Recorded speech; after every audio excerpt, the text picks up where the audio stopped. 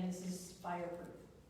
So the wax can drip on it and it protects your surfaces and stuff. But it's in here in Hebrew, it's transliterated and English, all here. Anyway.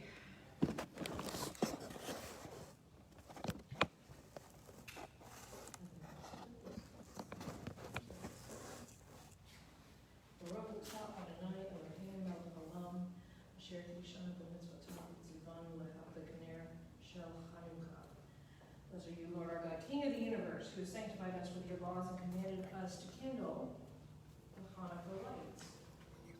Baruch atah Adonai Eloheinu melech haolam, she'asa nasim ha'avoteinu ha'yamim ha'hem hazman hazeh.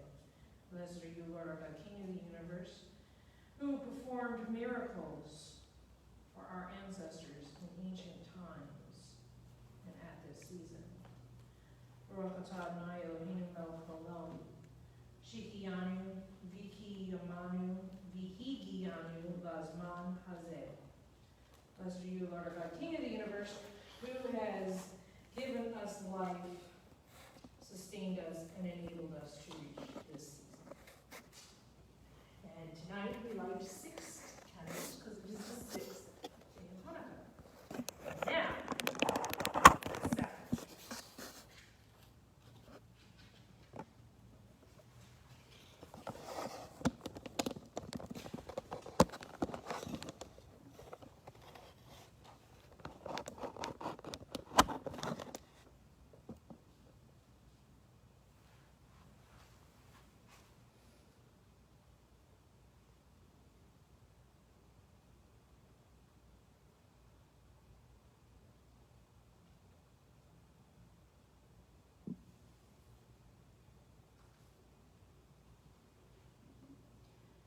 Baruch atah Adonai Eloheinu melech haolam, asher kishanu b'mitzvotav, v'tzivanu le'achivna shel Shabbat. Blessed are you, Lord God, King of the universe, who has commanded us and sanctified us to kindle the Sabbath lights in your own sweet name. All right.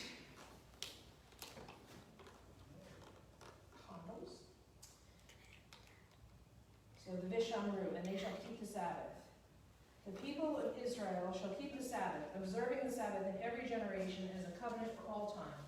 It is a sign forever between me and the people of Israel, for in 6 days the Eternal made heaven and earth, and on the 7th day God Shabbat stopped working and rested, and was vayinafash, refreshed. Vishamru b'nei Israel et ha-Shabbat Vaso de Tashavat le'doratem baritolam. Vishamru b'nei Israel et Tashavat Vaso de Tashavat le'doratem baritolam. The Shema, watchword of Israel. Hear, O Israel, the Lord our God, the Lord is one. Blessed is his name of his glorious kingdom forever and ever. Shema Yisrael, Adonai Eloheinu, Adonai Echad, Baruch Shem Kavod, Malchuto, Le'olam Vayeh. The V'ahavta. You shall love the Lord your God with all your heart, with all your soul, and with all your might. And these words which I command you today shall be upon your heart. And you shall teach them thoroughly to your children, and you shall speak of them when you sit in your house, and when you walk on the road, when you lie down, and when you rise. You shall bind them as a sign upon your hand, and they shall be for a reminder between your eyes. And you shall write them upon the doorposts of your house, and upon your gates. Mi chamocha, who is like you? Who is like you, O God, among the gods that are worshipped? Who is like you, majestic in holiness, awesome in splendor, working wonders? Mihi kamocha balim Adonai. Mihi kamocha nedar b'kodesh. Nora tehilo seifele. Nora tehilo seifele. It's Chaim. It is a tree of life to those who grasp it, and its supporters are happy. Its ways are ways of pleasantness, and all its paths are peace. Turn us, Adonai, to you, and we will return. Renew our days as of old. Es Chaim ma'makazitim ba lekol sheha meushar.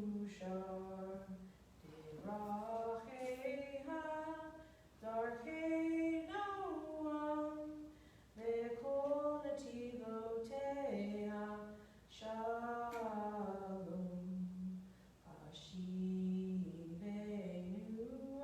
Adonai, Elecha Einashuva, Chadesh, Chadesh Yameinu, Chadesh Yameinu Kedem. He was, and he is, and he shall be in glory, and he is one, and there is no other to compare or join him, without beginning, without end, and to him belongs dominion and power, and he is my God, my living God. To him I flee in time of grief, and he is my miracle and my refuge, who answers the day I shall call. To him I shall commit my spirit in the time of sleep and the time of awakening. Even if my spirit leaves, God is with me, I shall not fear. And that's Adon Olam, which means the foundation of the world. The Aaronic benediction. The Lord bless you and keep you. The Lord make his face to shine on you and be gracious to you. The Lord lift up his countenance to you and give you peace. Okie dokie. Oh, I put that on backwards. We got to do divine first. Divine is first. Please have a glass, Michael. You too. All right. So, Baruch atah Adonai Eloheinu melech haolam. Orei peri hagafen. Blessed are you, Lord our God, King of the universe, who creates the fruit of the vine. L'chaim. Mazel tov. And the bread. Baruch atah Adonai Eloheinu melech haolam. Hamotzi lechem min haaretz. Blessed are you, Lord our God, King of the universe, who brings forth bread from the earth.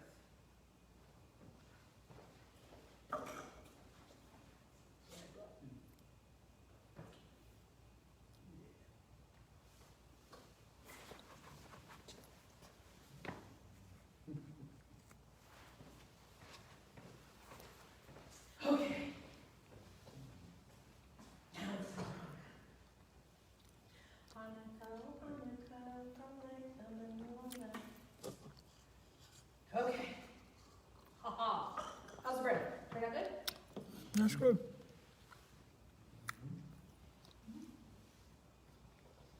All right. Hanukkah.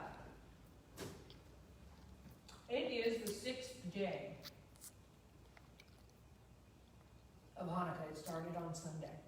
Okay. And we celebrated for 8 days. And I will explain to you all the rules that go along with it, but as you can see, they come in different forms. So, as you can see, this is kind of a matching set. Okay? This is supposed to represent the Western Wall, the Wailing Wall. Okay? The only wall that's still standing. Okay? And this is Noah's Ark. They come in all shapes and sizes and fun little looking things. And you can, if you wish, start lighting it for the rest of this time.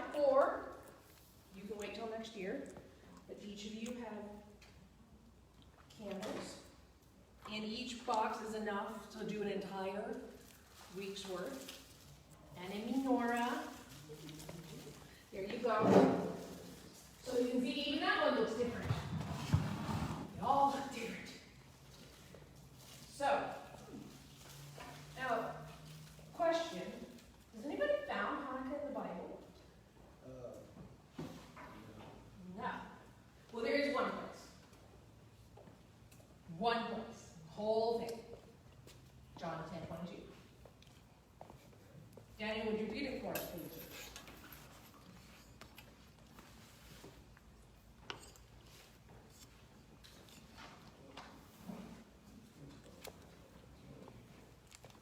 John 10 and what? 22. 22. It says, at that time, the Feast of Dedication took place at Jerusalem. It was winter. That is your one and only time. Now, however, that is only true if you have a Protestant or Jewish Bible. If you have a Catholic or Orthodox Bible, it is mentioned in a book called the Maccabees, of which there are actually 4. But you can't find that in that. You have to go and get it in this. It's called the Apocrypha. So, one of the things that I have in here is it divine? Is it factual? Why isn't it in the Bible? Why is it only found in the Apocrypha? Non-Protestant. Or non-Catholic. Thank you. In the Protestant ones. So, what makes canon canon? What is canon? It's the accepted writings.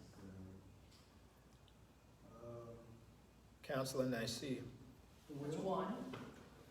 That, Mhm. that, But what did they do? yeah. Because They picked which ones were okay. They picked out, they actually they gathered to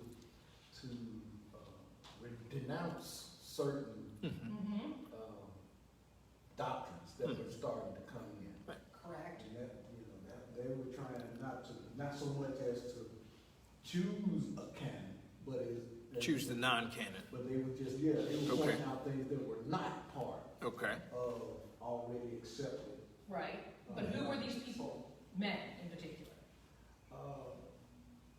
Talking about at the Council of Nicaea, those men were from different, if I remember correctly, I know correct me on this. They were from different sects, both Jewish and Christian.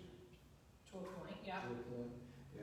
And But who were they? What were their jobs? they were priests, scribes. Yeah. They were priests and learned people. Yeah. So what made it canon versus not canon? It was already, most of the canon, what we would consider the canon, was already accepted writings that had already been passed down, especially concerning the New Testament. The Old Testament. Yeah. Yeah, these are things that were already in place. Yep. That had been passed down already for years. But why is Jeremiah and Isaiah Yeah, like Deuteronomy. canon, but deuterocanonical, right? And then you're going right there. But why isn't the book of Jubilee, which is actually would be right up there with Torah? Why is Jubilee not canon? And why is Isaiah and Jeremiah and Chronicles, why are they canon? And Jubilee and Maccabees and the Psalm 151 not canon. Not canon. Okay, here's another thing that I've done a little bit of thinking on this stuff. Okay. Some of it has to do with the fact that they were published under pseudonyms, and Anything that was Mm-hmm. published under a pseudonym, Yeah. they decided was not canonical because if it was God breathed, then there was no need for. It should be under the real name. All right, That's so right. you just hit but you hit the bigger nail on the head with, God breathed. which makes it what? What's the D word? Word of God. No, D word. D D word. D word. If it's God breathed, it's Divine. divine, Yeah. divinely inspired. That's the biggest difference. These men got together and decided that the 24 books of the Old Testament and by their counting, and the 30 some odd books of the New Testament Mm-hmm. were divinely inspired, whereas these were not. They're historical, they're factual, but they're not divinely inspired. And so that's the difference. Hmm. Now, Another they have one- all sorts of rules and whatnot to go along with that, though. Another one that's a little interesting is the book of Enoch. Yeah. Yes, which is actually included in Ethiopic Bibles, So is Jubilee. but the book of Enoch in particular is actually quoted in the Yes. book of Jude. Yes. So how does canon quote non-canon? So one of the things that it's referred to is back in the 4th century, Cyril and Athanasius, Alexander, I think it is. It was Cyril of Jerusalem. But anyway, back in the 4th century, they had they were learned scholars, and there were some others, the scribes and such, Talmudists and whatnot. They referred to this, so apocrypha means like hidden or concealed, but it also means continued reading. Like it was actually part of that liturgy, like when you go to the Catholic Church, if you've ever been, and there's all of those readings, the recommended readings and stuff. Just like the Jews have it too, we have the recommended readings for the week or whatever. It was recommended reading, but it wasn't divine. So even though it's quoted, because we're saying that the Bible still has historical fact, so of course it's going to be quoted or acknowledged, but it's not divinely inspired, so it's not, so it's it's in here, but it's not in there. You know what I'm saying? It's a little different. So there are several books that are included here, but not there. So it's the biggest thing is the whole divinely inspired. Okay?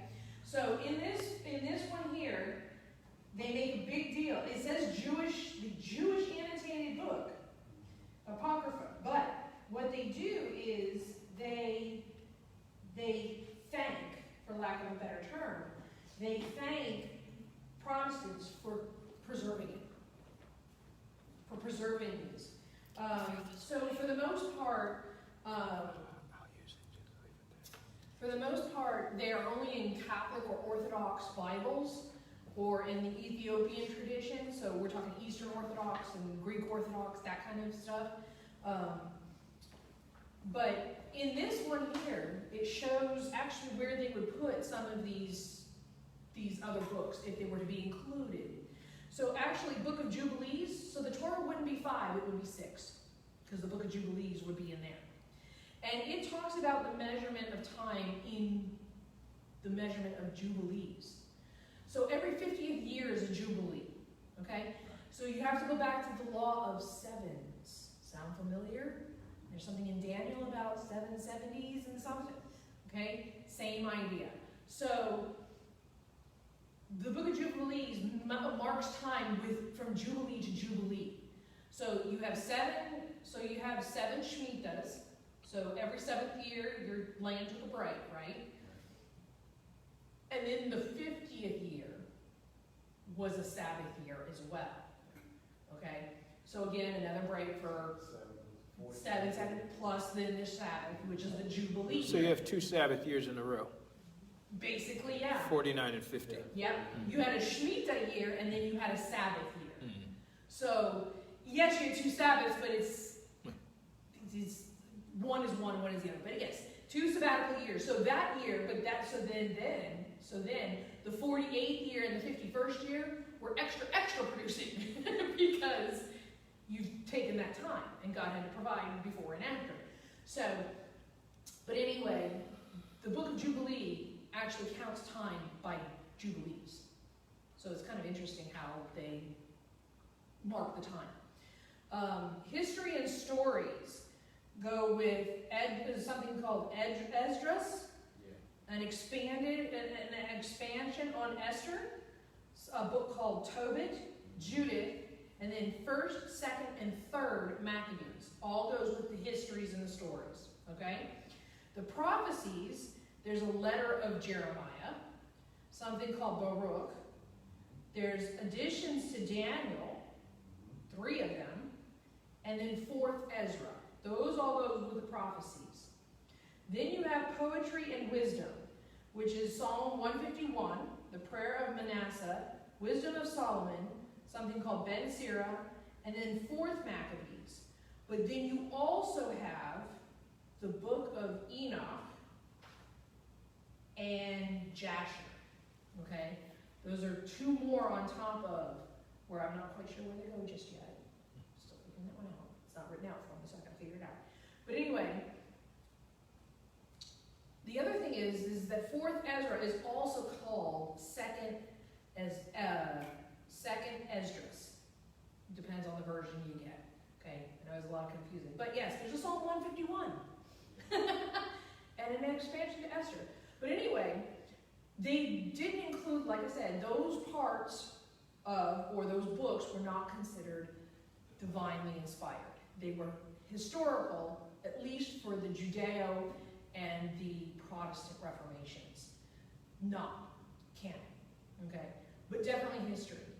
But you can get, if you get a Catholic Bible, you'll get Maccabees, 1st and 2nd at the very least, and I think 3rd Maccabees as well. All 3 of them. Yeah. Maccabees, Tobit, Judith. Yeah, there's a bunch of them that are there. Daniel 13, they got all of that. Yeah, in a Catholic Bible. So, what's interesting though is when they first started to, like Gutenberg Bible, and they first started to write these down and publish like that, all of this was actually an appendix. So they were separated, but they were still part of the entirety of the Bible. So, but anyway, the account of Hanukkah is in Maccabees. 1st Maccabees specifically is also mentioned quite a bit in 2nd, but anyway. So the Megillah, the story, okay? Alexander the Great was in power in 190 BCE, okay? And then he reigned for about 12 years, and then he died and divided the kingdom up to his sons. Okay, and so then they took over in about 175 BCE. Now, if you're going, wait, we went from 190 to 175. Wait, what happened? If you remember, BC went backwards. The numbers got littler. Okay, so the Assyrian Greeks are now in charge. Okay, and they start doing really nasty stuff. They start Hellenizing the Jews. I learned today that in Greek, gymno means naked. And yet we still call it a gymnasium. But don't you dare come in there naked. But back in the day, they did. They did all of that. That's where they trained. And they all did it naked. Sounds like a fun Olympics to me, doesn't it? Because it's all guys, no girls. But anyway, so they built gymnasiums, and they tried to Hellenize the Jews in Judea. They went so far, invite them into the gymnasium. That's a no-no. Eat pork, of course, a no-no. I mean, all sorts of things that they were trying to change the Jews from being Jews. Okay. In 169, they actually pillaged the temple. They stole stuff. And then in 167, the entire city of Jerusalem was captured. And Judaism was flat outlawed. So they would then destroy or kill anybody refusing to denounce Judaism or that practiced it. To the point that the woman that went to go get her son circumcised was forced into, they then killed the baby, hung it around her neck, and forced her to march through the city before they then threw her off the cliff. Yes. So, it was not a good day. It's not a good day, it's not a good day. Studying, practicing, any of it, all no-nos. So the Hasmonaim,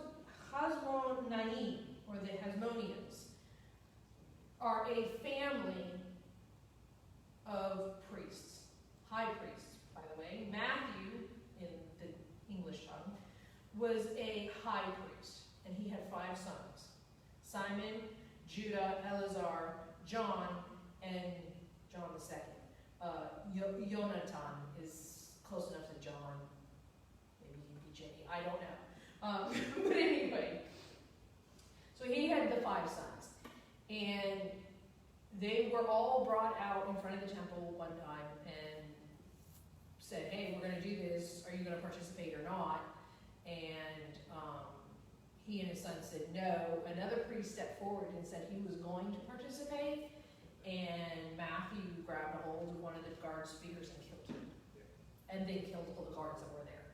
And then they took off into the forest, because now hot on their heels are the Greeks, because they're going to kill them.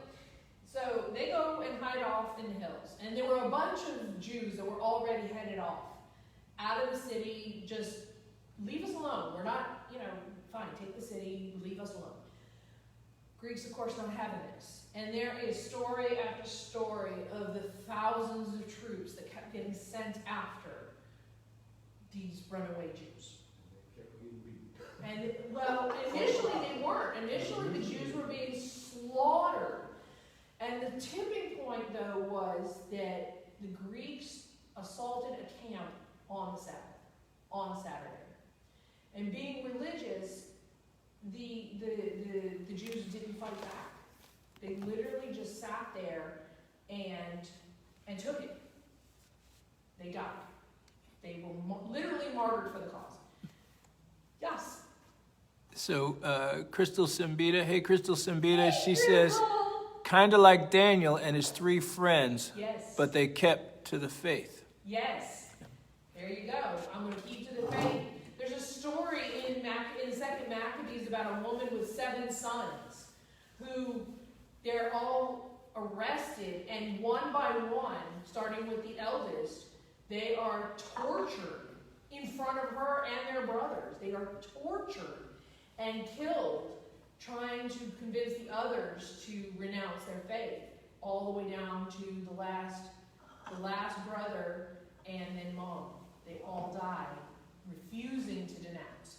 So, yeah, go ahead and walk in front, don't worry about it. I'm trying to get. So anyway, Oh, yeah. so anyway, the Jews get slaughtered on Sabbath. Yes. Did you want to take a break so people get food? Oh, please get food. There's chicken There's and chicken and fruit and vegetables. fruit, vegetables. And we'll get to the donuts in a minute. Don't eat so. the donuts yet. But I'm just telling the story, so you can. We're going to keep going, but I'm just telling the story. So anyway, Saturday, Matthew and the sons say, we're not going to do this again. We won't make war on the Sabbath, but we will defend ourselves on the Sabbath. And so that's how they started living, and it took about 3 years or so before they ended up taking back Jerusalem and taking back the temple. Still good? Yeah, so Crystal says, she exclaims, in fact, the oil for the donuts. The oil for the donuts. We're saving the oil for the donuts. She does. There you go. And the fried chicken, too. We've got fried chicken, too. Fried. So, anyway. So, the Maccabees, as they became known as, and specifically it was the one son, Judah. What did you... He's after the He got all the silverware. silverware. Underneath. So, second son, actually, his nickname is Maccabee. And that means the hammer. So, think like Conan the Barbarian, right? Judah the Maccabee. So the entire group becomes known as the Maccabee. And there was roughly between 300 and 500 Jews that were doing this fighting. And they kept coming up against thousands of Greeks. But this is also one of the first recorded instances of guerrilla warfare. And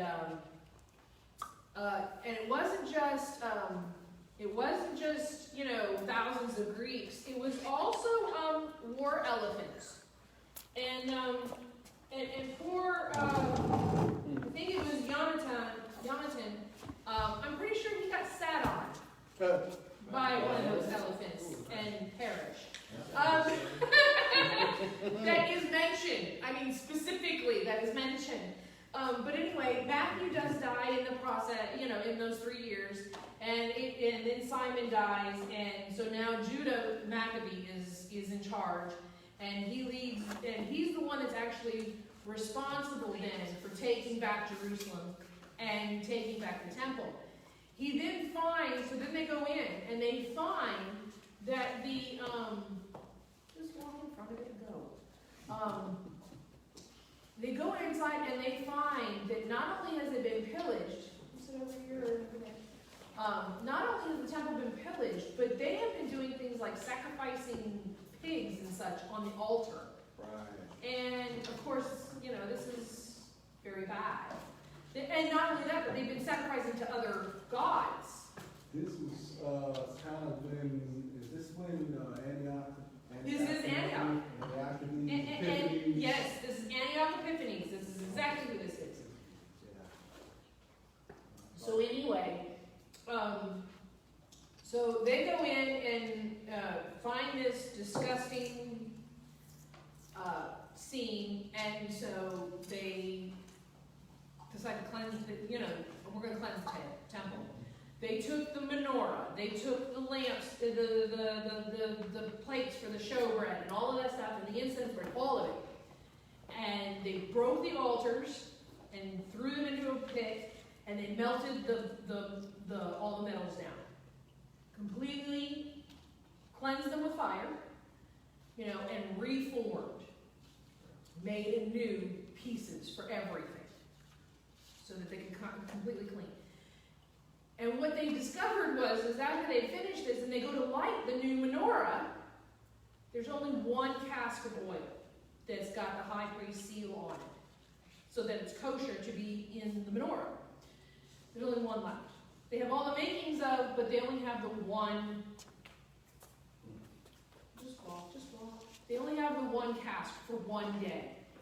They're like, okay, you know what? We're going to light it anyway. And what comes, comes. We'll make what we can, we'll get there. So, the miracle then is that the oil lasted for 8 days. Because Judah said, we're going to make this the festival of booths in Kislev. The only other holiday that lasts 8 days as a whole. Passover does too, but that's because it's actually 3 holidays. Okay? Sukkot and Hanukkah are the only ones that last 8 days solitarily. So it's kind of a big deal. And at one point, they used to refer to this as the Festival of Booths in Kislev, in the month of. That's how they identified it. But Hanukkah means dedication. It's also the Festival of Lights. It's had quite a few different names in and of itself. So then, on the next slide, you'll see the menorah and a Hanukkah. So these are 2 different things. Just like all squares are rectangles, but not all rectangles are squares, all Hanukkahs are menorahs, but not all menorahs are Hanukkahs. So a menorah is a 7-branched lampstand, standing for the 7 days of the week, and the number of completion, and all of those things, okay? The gold that the menorah was made from is perfection. 7 is completion. The light, bringing light to the masses, that kind of thing. That is what the menorah is for, okay? So when they have this, with the miracle of the menorah being lit for 8 days, they decided to create a new type of menorah called a Hanukkah, so that you could differentiate, to celebrate the 8 days, okay? Now, there are 2 things specifically to make a kosher Hanukkah, okay? The first one is that in some way, the holder holding the servant candle, or the chumash, some places say shamash, just how you say it, has to be easily identifiable.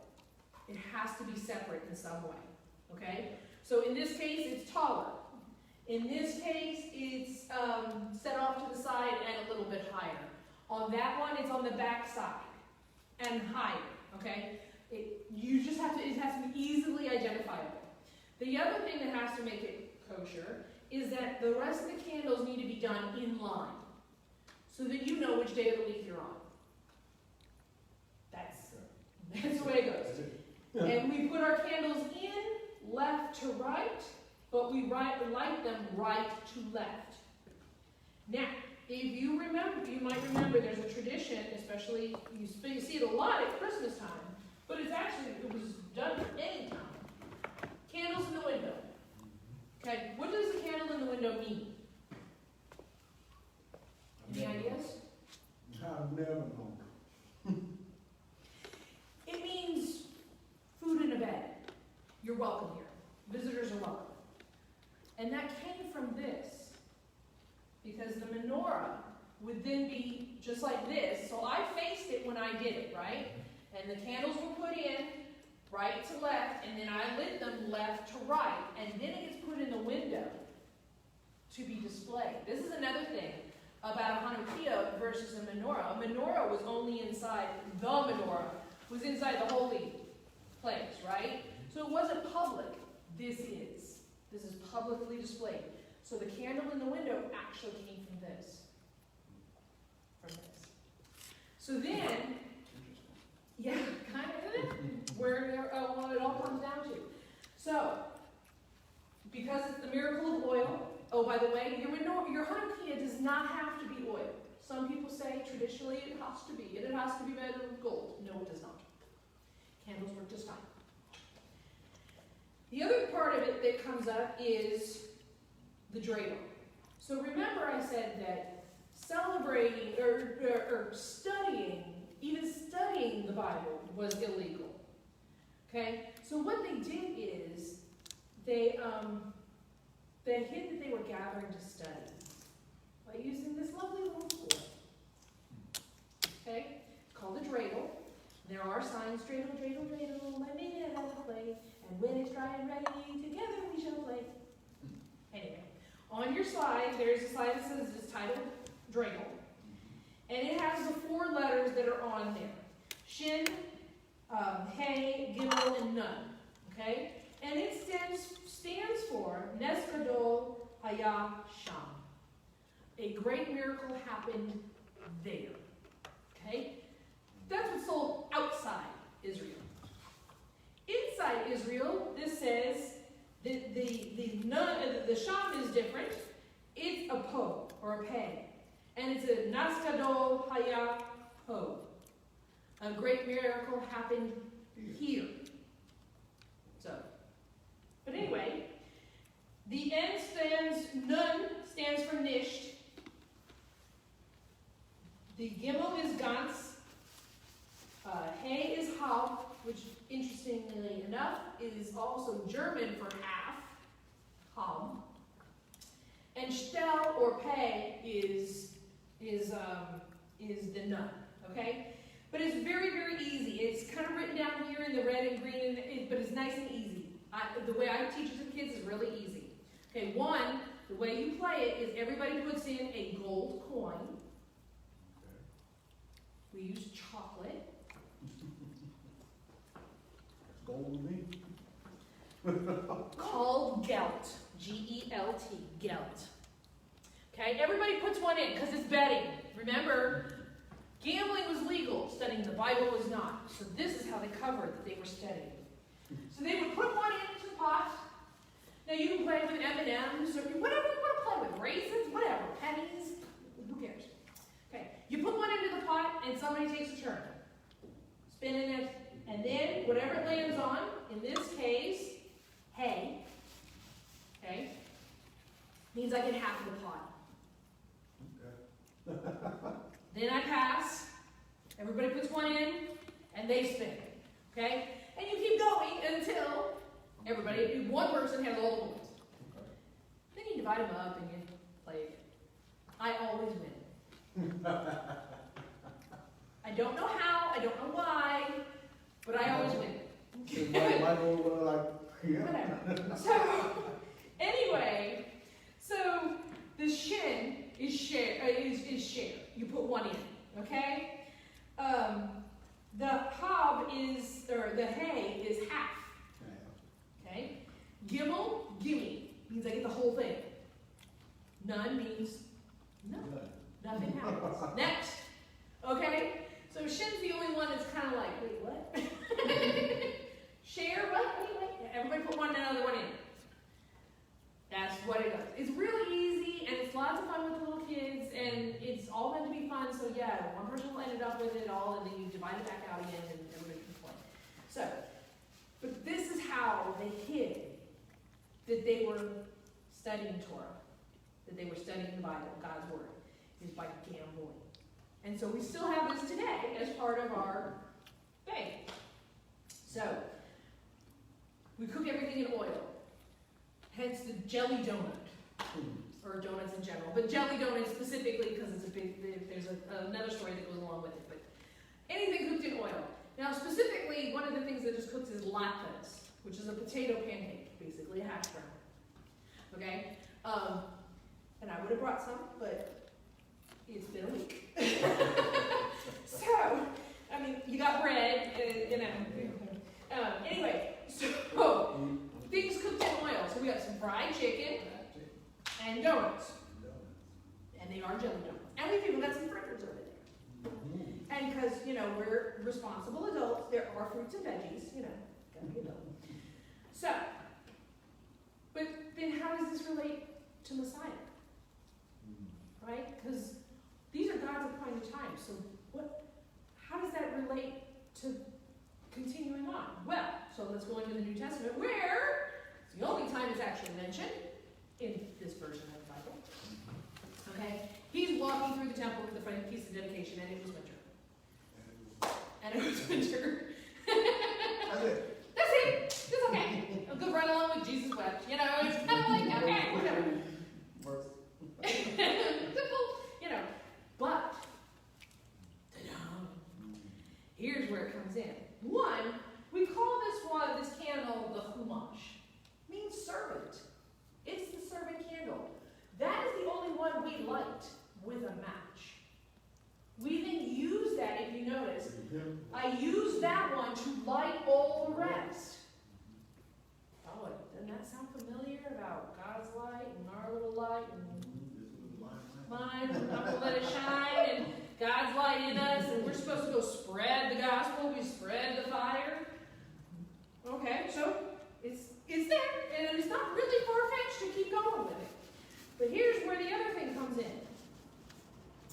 So there's a story about John knowing who Jesus was before they were even born. Okay, that was at Hanukkah. Mary found out she was pregnant at Hanukkah. The reason I know this is because Zechariah served in the temple in June or July time frame-ish, okay, around Shavuot specifically. And this is backed up with what falls in line, okay? We're talking about the Word of God coming down, right? So Zechariah and Elizabeth have been praying for a child, and he gives word that she's going to be pregnant, and he's like, wait, what? You know, but I don't think so, and the angel says, nope, I guess you don't get to talk anymore, because you're questioning me, and we're not going to have that right now. So he's silent, right? Well, it even talks about Mary going to visit Elizabeth, and she's 6 months pregnant. finds out that she's pregnant. When Mary finds out that she's pregnant, she goes and visits her cousin Elizabeth, who is 6 months pregnant, according to the word. So, if Zechariah serves in June, July, 6 months later is December, what holiday are we talking about now? The Festival of Lights, Jesus' light of salvation. And then if you count 9 months forward, then you get to Rosh Hashanah, Yom Kippur, and Sukkot. 9 months. Day of Atonement, New Year, Festival of Booths, where God's going to tabernacle with us, and our atonement. Oh, gee whiz, this makes complete sense. So, there you go. There's your miracle. From Hanukkah to the New Testament. And, oh, by the way, the story of Mary talking to Elizabeth, that's in Luke. So, new words. Hanukkah is a menorah with how many branches? 9. 8 for the days, 1 plus 1 more. The Humash, That's the servant candle. a servant, yes. Now here's one, a dreidel, you know that one. Shiva. Do you know what Shiva is? Ever heard Shiva? Sitting Shiva? Specifically? Shiva is actually mourning. And there's 7 days of that too. Okay. But yes, Shiva is mourning. You sit Shiva. And Persum Haynes is publicizing the miracle, otherwise known as sticking it in the window. Okay. All right, so the next couple of slides, again, are just going over the Hebrew that we've come across before. You have them there, and you have my notes so you can refresh your memory on what they are, what they mean. Hebrew, that's it. Okay. Yes. So Crystal put a note up, says, searching for the Messiah, waiting for it, like the story of the brides keeping their lamp lit. Yeah, you mentioned something about that too, didn't you? I did. I did. Yeah. So, And I know it wasn't the right time of year, because it would have been during Passover when Jesus tossed the people out of the temple.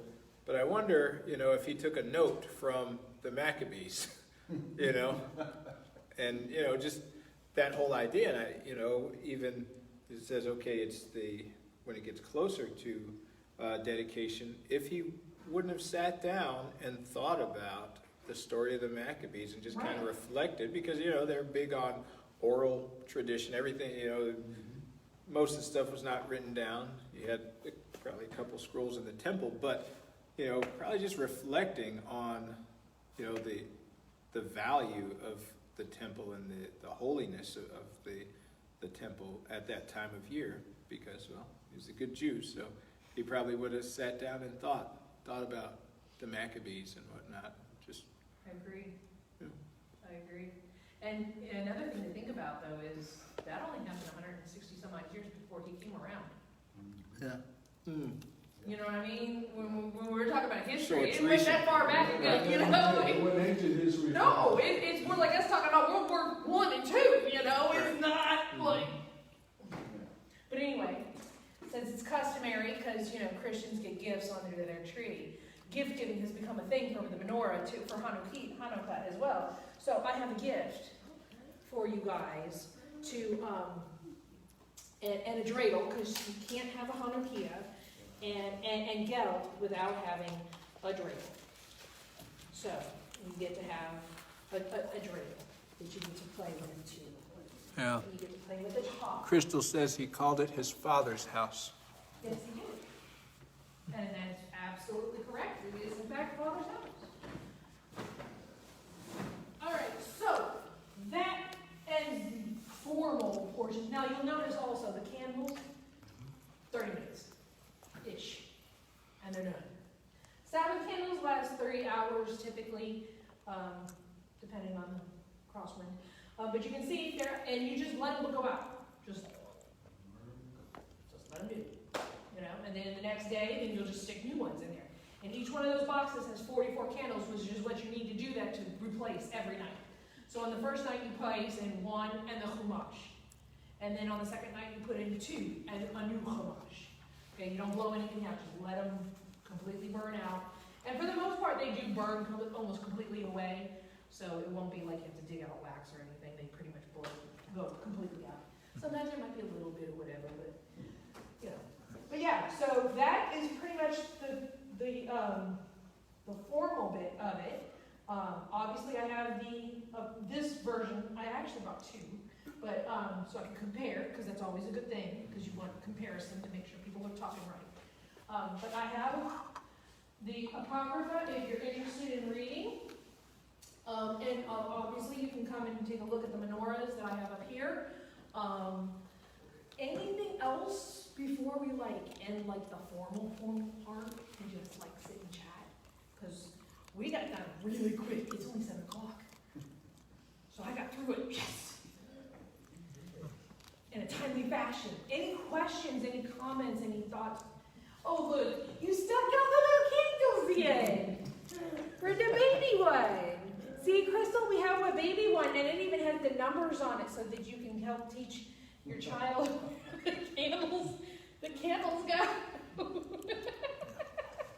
So she made a note here, back to the discussion on the cleansing of the temple. He wouldn't have allowed what was going on in the temple to continue when the greatest sacrifice to be faced.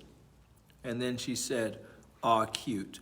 I don't think it was about the tossing over not the whips and beating people in the temple, but I don't know, that might have been cute too.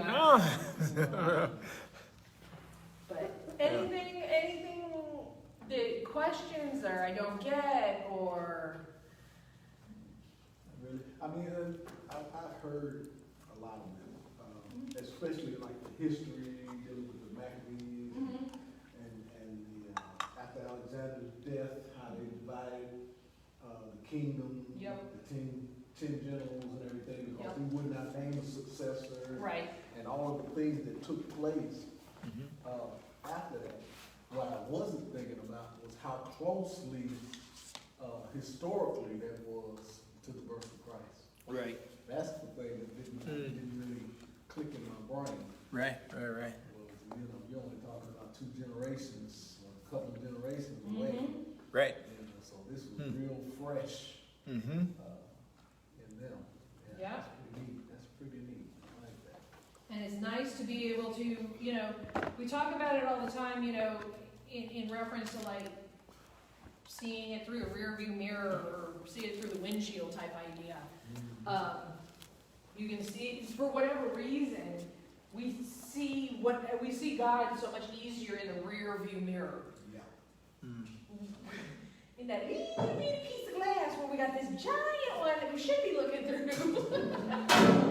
We see it better in the rear view, but that's us being human. But yeah, it's right there, and Messiah was very good about using what was going on and what people knew to make it understandable, which is, I guess I'm kind of following that lead in that, okay, you know what Pentecost means, or generally, so let's talk about, what it meant before, and we'll match them. Play the matching game, and that makes it easier. And even if, would you help me open, please? Oh, yeah. There's also But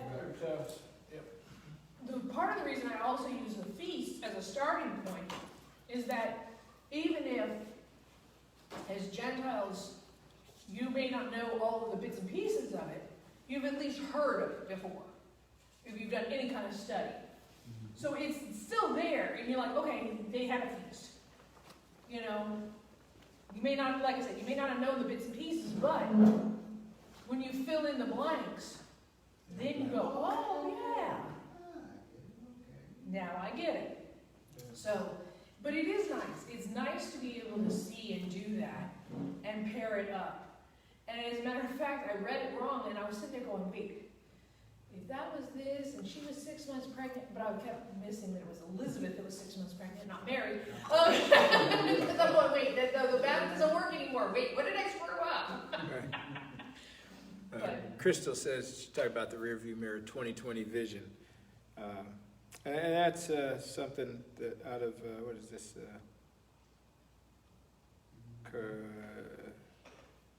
Colossians, yeah. Colossians? Yeah. No, Corinthians, yeah. Love never fails, but where there are prophecies, they will cease. Where there are tongues, they will be stilled. Where there is knowledge, it will pass away. For we know in part, and we prophesy in part. But when completeness comes, what is in part disappears. When I was a child, I talked like a child, I thought like a child, I reasoned like a child. When I became a man, I put the ways of childhood behind me. For now we see only a reflection as in a mirror. Then we shall see face to face. Now I know in part. Then I shall know fully, even as I am fully known.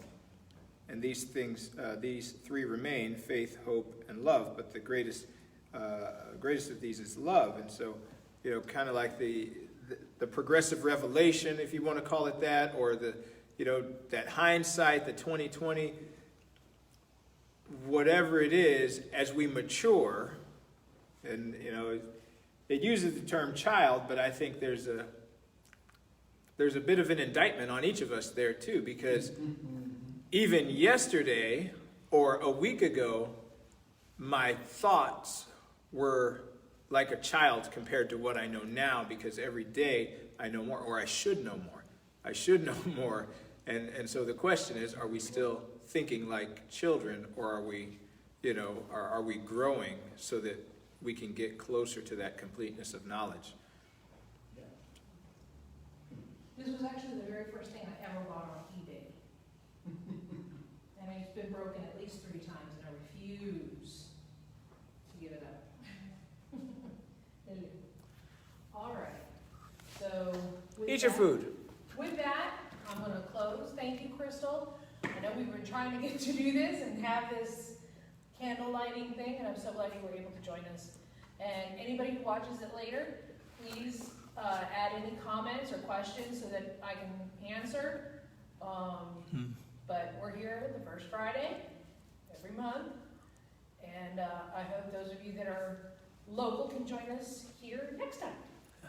Thank you. We also need to remember to make sure we are sticking to the Word of God and not having itching ears. The things Absolutely. Yeah. Boy, didn't we just talk about that too? Yep. Yes, we did. Things that we want to hear, because it sounds good. Yes. That sounds good. That sounds right. And sometimes, that's a discussion for another day. But sometimes in the popular Christian music, what we want to hear, All right. So Shabbat Shalom and Chag Sameach. Bye. Mazel tov. Congratulations. Oh, l'chaim. Already? Love you guys. Have a great night and hope to see you again.